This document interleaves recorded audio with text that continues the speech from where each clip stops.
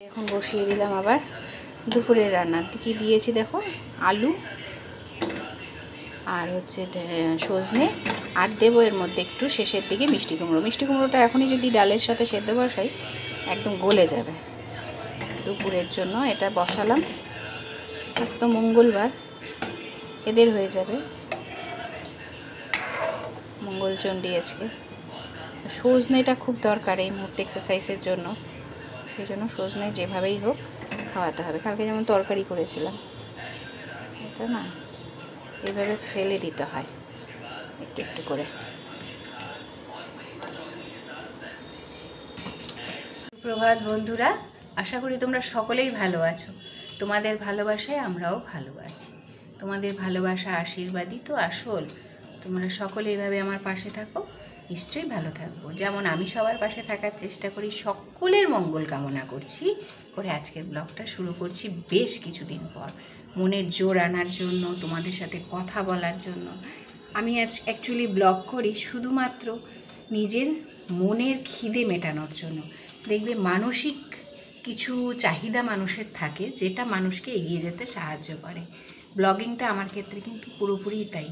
আজ এত বছর ধরে আমি ব্লগ করছি, যেদিন আমি পারি না সেই দিনটা না আমার যেন রাত্রেবেলায় যখন আমি লাস্ট নিজের জন্য সময় বের করার চেষ্টা করি কিন্তু পেরে উঠি না, সেই দিনটা যেন আমার কোনখানে একটা মানসিক খামতি থেকে যায়।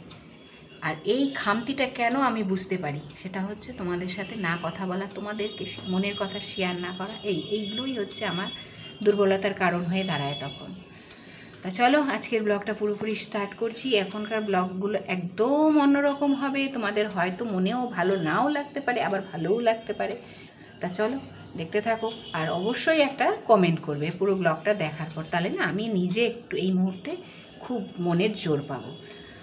চলো প্রথমে জানাই যেটা এখন, সেটা হচ্ছে তোমাদের দাদাভাই আমার বর আস্তে আস্তে স্বাভাবিক হচ্ছে, খুব ধীরে ধীরে।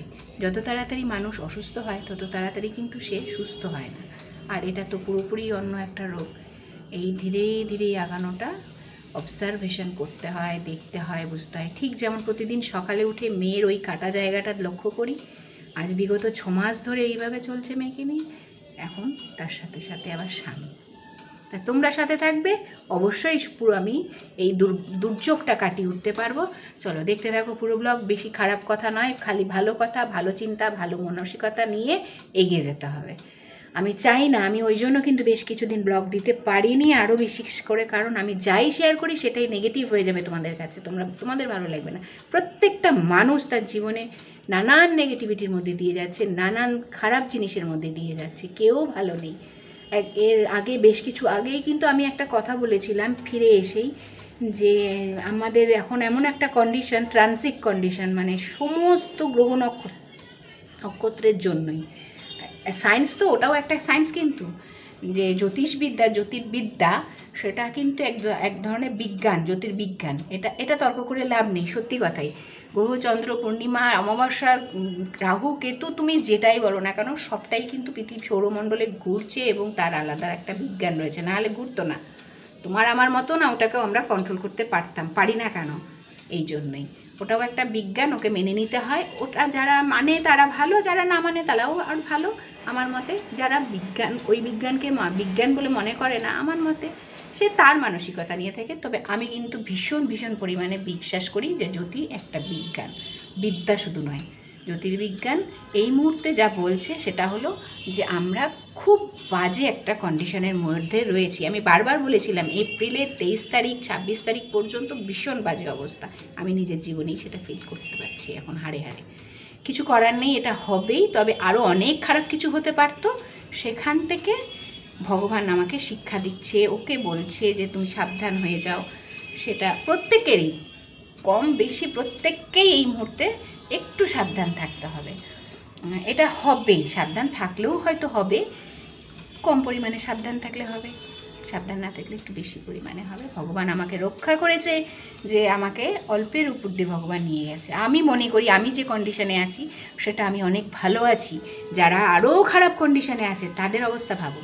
আমি শুধুমাত্র না, আমি যারা আমার চেয়েও খারাপ আছে, আমি সবসময় একদম বিয়ের আগে থেকেই আমার মা আমাকে শিখিয়েছে যে খারাপ আছে তাকে দেখো, যে ভালো আছে তাকে দেখো না। তাহলে তুমি ওভারকাম করতে পারবে না। তা চলো, অনেক কথা হয়ে গেল। ব্লগের শুরুতেই দেখালাম আমি রান্না বসিয়ে দিয়েছি। সকালে করেছিলাম আজকে ডালিয়ার খিচুড়ি, মুসুর ডাল দিয়ে ডালিয়ার খিচুড়ি করতে হবে। অন্য কোনো ডাল এই মুহূর্তে ওকে দিতেই আমি রিস্ক পাচ্ছি না, যদিও ডাক্তার সব খেতে বলেছে, শুধুমাত্র হাই প্রোটিনের মধ্যে মাংস, সব রকমের মাংস আর ডিম না করেছে এখন, মানে গ্যাস ট্যাস হয়ে যায়। এত গরম এখানে, এত গরম। কালকে 41 ডিগ্রি, ভাবতে পারছো? 41 ডিগ্রি দুপুরবেলায়, দুপুর 5:30 পৌনে 6টা পর্যন্ত 41 ডিগ্রি, তারপরে দুম করে রাত্রে নেমে গেল সেটা 24 ডিগ্রিতে। তাহলে তুমি ভাবো কতটা ডিফারেন্স। রাত্রে এসি লাগেনি, কিন্তু দুপুরবেলা এসি ছাড়লে ভালো হতো। বুঝতে পারছি না কী করব না করব, এইসব ভাবনা। আর উপরতলায় আমি এখন এই যে এতবেলায় মঙ্গলচণ্ডীর পুজো হলো, হনুমানজির পুজো হলো, সব করে টোরে রেখে এলাম সবে। সেই জন্য তোমাদেরকে বলছি, ওহো টিপটাই পরে নিয়ে দেখো, তোমাদের সাথে ভাগ্যিস কথা বলছি, কখনো হয় না। দেখো এখন আমার মানসিক অবস্থাটাই এরকম রয়েছে। টিপটা ঠাকুরকে পড়ালাম, অথচ নিজের কপালেই দিতে ভুলে গেলাম। তা চলো, এখনও তো কিছু খাইনি, ফলে দিয়ে আসি ঠাকুরের কপাল থেকে আমার কপালে, টিপটা পরে আসি। তা চলো, পুজো টুজো হয়ে গেছে। সকালের আগে সকালের ওষুধ, সকালের জলখাবার, 2টো পেশেন্ট, দুজনকে দিয়ে আমি তারপরও স্নান করলাম, পুজোর ঘরে গেলাম, পুজো শুটো সেরে এসে এখন দুপুরের রান্না বসালাম। কারণ মা, তার ছেলে, আমার মেয়ে সবাই আছে, প্লাস আমি নিজে, এতগুলো মানুষের পেট চালাতে হবে তো। তা চলো দেখতে থাকো, ফিরছি কিছুক্ষণ পর। ভালো থাকো, পুরো ব্লগটা দেখতে থাকো। হচ্ছে দেখো আমার দই, ফল, তরমুজ, আপেল, আঙুর সব দিয়ে বানানো স্মুদি। আর স্মুদি মানে কেটে নেওয়া, স্মুদি মানে ভীষণ হেলদি জিনিস, কিন্তু এটা একদম ঘটনা, সেই জন্য শেয়ার করলাম তোমাদের সাথে। এই হচ্ছে আমার সকালের ব্রেকফাস্ট, আর এটা হচ্ছে দুপুরের এদের খাবার দাবারের। ডালটা যে বসিয়েছিলাম সেটা আর একটু সেদ্ধ হবে। আমি প্রেশার কুকারে মুসুর ডাল কখনো করি না, ভালো হয় না, কেমন লোথ লোথ হয়, আমার বর খেতে চায় না। এই জন্য এই ক্ষেত্রে বসানোটা হতে থাক। এই পাশে আরেকটা রান্না বসিয়ে দিই, আর আরেকদিকে ভাত বসাবো। তা চলো, তোমাদের সাথে কথা বলছিলাম দেখেই আমি যে টিপ পরিনি, ঠাকুরের আশীর্বাদ নিইনি, সেটা মনে হলো। আচ্ছা, আরেকটা জিনিস বলি, এসে নিয়েই এই চশমাটা বানাতে দেওয়া হয়েছিল। ভাসানে যে আমি দেখিয়ে এসেছিলাম, বলেছিলাম আমার পাওয়ারে গন্ডগোল করেছে এখানে, ওখানে বানাইনি, অনেক রকমের অসুবিধার জন্যই বানাইনি। বলেছিলাম বাড়ি গিয়ে বানাবো, এবার বানাতে দিয়েছি, জাস্ট এসছি পরের দিনই, তারপর থেকেই তো এই অবস্থা। তা যাই হোক, হোম ডেলিভারি করে দিয়েছে দেখে রক্ষে। আমি রিকোয়েস্ট করেছি, কালকে আমাকে ফোন করেছিল হিমালয়া থেকে, এটা হিমালয়ার, গ্লাসটা হিমালয়ার, ফ্রেমটা কিন্তু আমার আগের। ওদের কাছ থেকে ফ্রেম কিনতে আমাকে হয়নি, এখানে তো তাই দেয়, জানি না তোমাদের শহরে কী দেয়, তবে গ্লাসটা কিন্তু দুর্দান্ত, হিমালয়ার পাওয়ার, একদম অ্যাপ্রোপ্রিয়েট। তা সে আমাকে রিকোয়েস্ট করাতে বললাম আমাকে যেভাবেই হোক একটু হোম ডেলিভারি করে দিন, আমার এই পরিস্থিতি। সাথে সাথে ওরা রাজি হয়েছে, বলেছে একটু বেশি টাকা দিতে হবে দিদি, যে পৌঁছে দেবে তাকে একটুখানি ক্যারিয়ার মানে দেখেছো, কুরিয়ার চার্জটা তো দিতে হবে। হ্যাঁ অবশ্যই দেবো, তাও তো হাতে কাছে পাবো, কারণ আমি যাবো তখন ডাক্তারের কাছে সমস্ত রিপোর্টস নিয়ে। সেই জন্য আমি বললাম দাদা আমার তো সময় নেই, আপনি একটুখানি যদি আমাকে পৌঁছে দেন বাড়িতে, আমি তো শহরের ওপরেই। ঠিক আছে, পৌঁছে দিয়েছে, কালকে রাত থেকে আমি পড়ছি, দুর্দান্ত, একদম ঠিকঠাক পাওয়ার, একদম অ্যাপ্রোপ্রিয়েট পাওয়ার। আর বাইফোকাল হয়েছে যেহেতু, এই দেখো একটা বাইফোকাল হয়েছে, কতটা বুঝতে পারছো বুঝতে পারছি না আমি। বাইফোকাল আর একটা কী সেই ইউবি প্রোটেক্টার এসব দিয়ে করে দিয়েছে। আর আমি পরে দেখলাম একদম ঠিকঠাক, আমি সত্যি আমার পাওয়ারটা গন্ডগোল করেছিল। তা চলো খাবারটা খেয়ে নিয়ে এদিকে এই যে রান্নাবাড়ি। ও আরেকটা কী হচ্ছে দেখবে, ওই দেখো বাবা মোবাইল ঘাটছে শুয়ে শুয়ে, মানে নিজের যা করে দেখাই একটু। ওই যে উনি শুয়ে রয়েছেন উপরে, মেয়ে নিচে ফ্যানের নিচে বসে পড়াশোনা করছে, মা নিচের ঘরে বসে টিভি দেখছে, পেপার পড়ছে। বাবা বোধহয় পেপার পড়ছে না, পেপার পড়া হয়ে গেছে, 2টো পেপার আসে আমার বাড়িতে সারাদিনে, একটা আনন্দবাজার, একটা গণশক্তি। আবার বোধহয় লাইন চলে গেল। এগুলো করছে, আমি আমার কাজটা করছি। তো চলো আবার আসবো কিছুক্ষণ পর তোমাদের সাথে গল্প করতে। আদা বেটে নিলাম এখন বেশ খানিকটা, একদম আদা বাটা শেষ হয়ে গেছিলো, আবার চলবে দিন 5-6 তো চলবেই। 2 কন্টেনারে ভরে নিই। চলো দেখো এইভাবে যদি একবার একটু আদা করে, 2 কেন করি সেটাও একটু বলে দিই। একটা হচ্ছে নর্মাল ফ্রিজে রাখবো আর একটা ডিপ ফ্রিজে রাখবো। নর্মাল ফ্রিজে রাখলে পরে না 2 দিন, তারপরে দেখবে একটা কেমন ব্যাপার থাকে। এখন তো শীত গরমকাল, অনেক জিনিস ঢুকবে ফ্রিজে, আমাদের নর্মাল ফ্রিজে অতটা সমস্যা হয় একটু, তাই জন্য এটা ওখানে বেশি রাখবো, ডিপ ফ্রিজ থেকে বের করে করে এখানে আবার নিয়ে নেবো। এখানে অল্প রাখবো, ডেলিকাটটা এখানে রাখবো, সেই জন্য 2 কন্টেনার, একটাতে একটু ডিপ ফ্রিজে রাখার, একটা নর্মাল ফ্রিজে রাখার।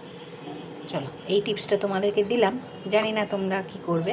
আমার মনে হয় এরকম করে যদি 2 কন্টেনারে রাখো, 2 পাত্রে, তাহলে নষ্ট হবে না। এই যে অল্প রাখলাম এর মধ্যে, আর বেশিটা রাখবো এটার মধ্যে। গরম জল, এই যে এটাতে গরম জল করে নিলাম। আর সেই দিন যে দেখো ডাস্ট করে রেখেছিলাম তোমাদের সাথে বেশ কিছুদিন আগের, মানে 1 সপ্তাহ আগের ব্লগে দেখবে আমি দেখিয়েছিলাম যে পুরো পোস্তর প্যাকেটটা একবারে আমি ডাস্ট করে রেখে দিই। এবার এটাতে মিশিয়ে নেব, একটু গরম জল হলে পরে না খুব তাড়াতাড়ি মিশে যাবে। আমি বানাবো হচ্ছে দেখাই, দেখো এই যে পনির কেটে নিয়েছি বেশ, মানে 6 দিন আগে, ঠিক দুর্ঘটনাটা ঘটার আগে এনে দিয়েছিল ওর বাবা মেয়ের জন্য পনির। মেয়েকে নিয়ে এতদিন পর ফিরলাম, ওর ফেভারিট জিনিসগুলো নিয়ে আসি, তারপর পনির নিয়ে এসে আর আমার করা হয়নি, আজকে করে নিই, তাতে মঙ্গলবারের জন্য হয়ে যাবে নিরামিষের, আর আরেকটু লাগবে। এটা কিন্তু শুধুই পোস্ত ডাস্ট করা, এরকম করে একবারে করে রেখে দিবা, ডিপ ফ্রিজে কন্টেনারটা রাখবো, তাহলে দেখবে যে আর আমাদের পোস্ত বাটতে চট করে দরকার পড়লে অসুবিধা হবে না। চলো দেখে, এই যে ডিপ ফ্রিজে রেখেছিলাম তো ওই জন্য ঘাম নিয়ে নিয়েছি।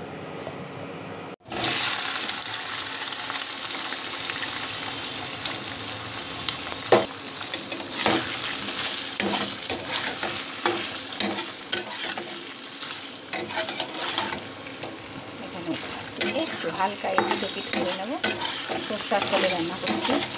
আর একটুখানি টমেটো দেবো, এটার সাথে টমেটো খুব ভালো লাগে, তা একবারে পেস্টটা করে রেখেছি তো, তাই জন্য এখন এখানে কুচি করে দিয়ে দেবো, গলে যাবে।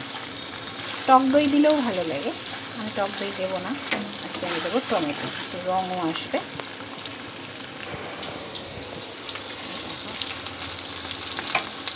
মোটামুটি হয়ে এসছে, এবার এখানে যে পোস্তটা গলিয়ে রেখেছিলাম এটা দিয়ে দেবো।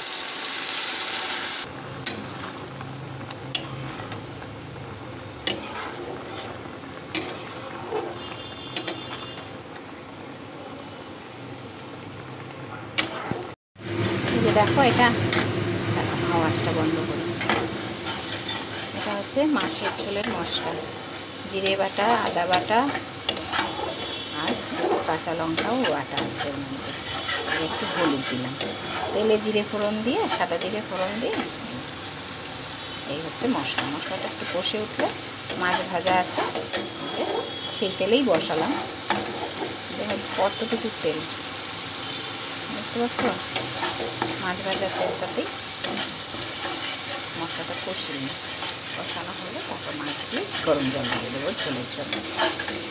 মাছ তো শুধুমাত্র বাপ বেটি খাবে, ওদের জন্য।